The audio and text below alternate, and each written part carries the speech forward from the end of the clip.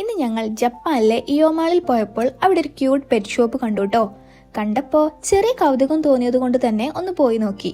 Winter season ആയതുകൊണ്ട് പെറ്റ്സിനുള്ള നല്ല cute jacket, sweater, shoes and ഷോക്സും അവർക്കായിട്ടുണ്ട്. കൂടാതെ നല്ല cute bed, blankets, warm water ഐറ്റംസും പെറ്റ്സിന് സ്പെഷ്യൽ ആയിട്ടുണ്ട്. ഇത് പെറ്റ്സിന്റെ സ്ട്രോളർ ആണ് കേട്ടോ. ആൾമോസ്റ്റ് 76,000 yen ആണ് ഇതിന് റേറ്റ് വരുന്നത്. കൂടാതെ അവർക്ക് വേണ്ടിയിട്ടുള്ള ടോയ്സ്, ബർത്ത്ഡേ ഐറ്റംസ്, പാമ്പേഴ്സ് തുടങ്ങി ഒരു മനുഷ്യന് യൂസ് ചെയ്യുന്ന ഒട്ടുമിക്ക സാധനങ്ങളും ഇവിടെ പെറ്റ്സിനും അവൈലബിൾ ആണ്. കാരണം ജപ്പാനിൽ പെറ്റ്സിനെ ഒരു ഫാമിലി മെമ്പറായിട്ടാണ് കേട്ടോ കണക്കാക്കുന്നത്. ഇവിടെ കൂടുതലും ഫുഡ് ഐറ്റംസ് ആണ് കേട്ടോ കാണുന്നത്. Wet food, dry food, snacks, meats, കൂടാതെ ക്യാൻഡീസ്, ചോക്ലേറ്റ്സ് അടങ്ങുന്ന അറിയുന്നതും അറിയാത്തതുമായിട്ടുള്ള ഒരുപാട് ഫുഡ് ഐറ്റംസ് ഉണ്ട് കേട്ടോ. എനിക്ക് ഏറ്റവും ഇൻട്രസ്റ്റിംഗ് ആയി തോന്നിയത് അവർക്കായിട്ടുള്ള കേക്ക് ഐറ്റംസ് കണ്ടിട്ടാണ്.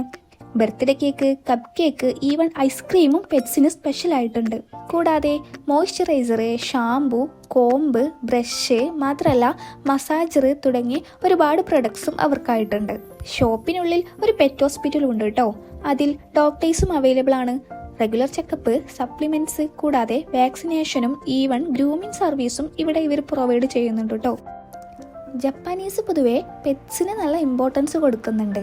പെറ്റ്സിൻ്റെ ഹെൽത്ത് റെക്കോർഡ്സ്, ഡയറ്റ്, ക്ലീനിങ് എല്ലാം സ്ട്രിക്റ്റ് ആയിട്ട് മെയിൻറ്റെയിൻ ചെയ്യുന്നുമുണ്ട്. ഇത് നോക്കിക്കേ, നല്ല ക്യൂട്ട് പപ്പീസ് അല്ലേ. ഇവരുടെ ഡേറ്റ് ഓഫ് ബർത്ത്, പ്രൈസും അടങ്ങുന്ന ഓരോ പപ്പീസിൻ്റെ ഡീറ്റെയിൽസും താഴെ മെൻഷൻ ചെയ്തിട്ടുണ്ട്. ബ്രീഡ്സ് പ്രകാരമാണ് കേട്ടോ പെറ്റ്സിന് റേറ്റ് ഇടുന്നത്. സ്മോൾ ബ്രീഡ്സ് ആണെങ്കിൽ 2K yen, പ്രീമിയം ബ്രീഡ്സ് ആണെങ്കിൽ 4 to 5 lakh yen റേറ്റ് വരുന്നത്. ഇവിടെ പെറ്റ്സിനെ വാങ്ങിക്കുമ്പോൾ ഒരു പ്രോപ്പർ രജിസ്ട്രേഷൻ പ്രോസസ്സ് ഉണ്ട് കേട്ടോ. അതിൽ പെറ്റ്സിൻ്റെ ഏജ്, ബ്രീഡ്, മാത്രമല്ല ഹെൽത്ത് വാറൻറ്റി ഇൻഫോ തുടങ്ങി അടങ്ങുന്ന ഡീറ്റെയിൽസ് സൈൻ ചെയ്താൽ മാത്രമേ പെറ്റ്സിനെ ലീഗലി നമുക്ക് വാങ്ങിക്കാൻ വേണ്ടിയിട്ട് കഴിയൂ. അപ്പോൾ ഓക്കെ, ജപ്പാൻ വിശേഷങ്ങളുമായിട്ട് വീണ്ടും കാണാം.